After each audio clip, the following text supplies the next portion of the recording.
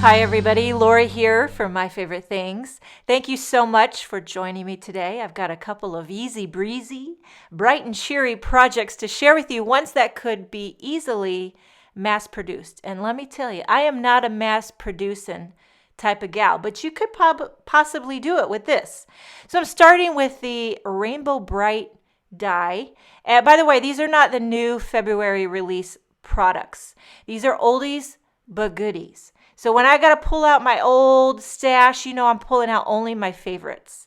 So this Rainbow Brite die has like 6 arches in it. So I pulled out 6 shades of solid color cardstock out of my scrap drawer. I have a drawer, mixture of brands, and I just pull out colors I like and I run it through. So you could potentially make 6 different rainbow combinations with all these arches. I'm only going to make 2 cards today for the sake of time.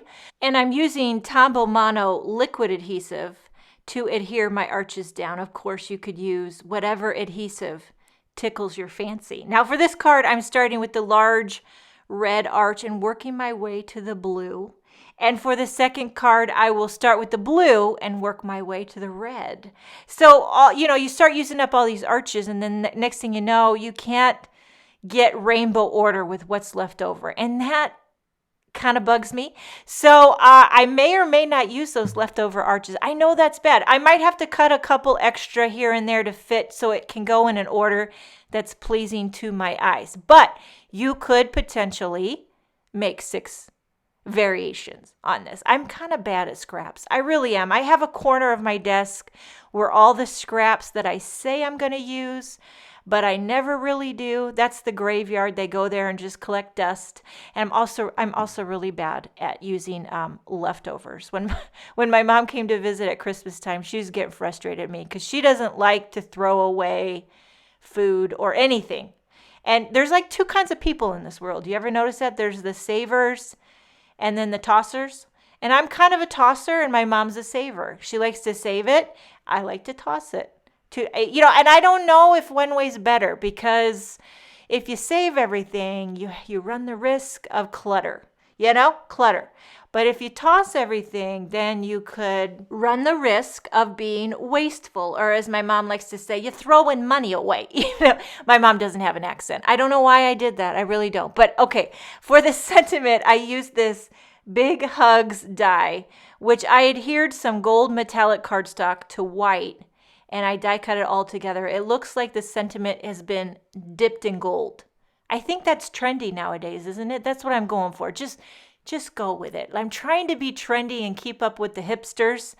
I hold the whole thing down with Post-it tape. That way I can flip it over, put some foam tape on the back, and then all you got to do is pop it down. Now you got to decide where you're going to put it. You're going to put it in the center. You're going to put it down in the corner. It's a hard decision. I think either one would be great. I really do. So line that up, pop that down. Then I'm going to put more foam tape on the back and pop this panel up onto a nice white card base. I like that nice clean white frame around the edge. Now here's my second card, doing it exactly the same as I did for the first card. And I am going to emboss a couple of coordinating sentiments for these. You don't have to, but I just like to give it a little something. This first card I'm using Bitty Birthday Wishes. So the thing I like about using a Hugs sentiment is that it can go for any occasion. Like this one is going to be birthday hugs and kisses. And then the second card is going to be just kind of a love you, thinking of you. So hugs can be universal. Last weekend, our family went to a wedding and there was a lot of hugging going on at that wedding. When we came home, we were chuckling at all the different hugs and how everyone hugs so differently. Some people, you can tell they're not really comfortable, so they kind of turn to the side and kind of just poke you with their shoulder. And then others kind of hug you with their face. It's like more of a cheek to cheek.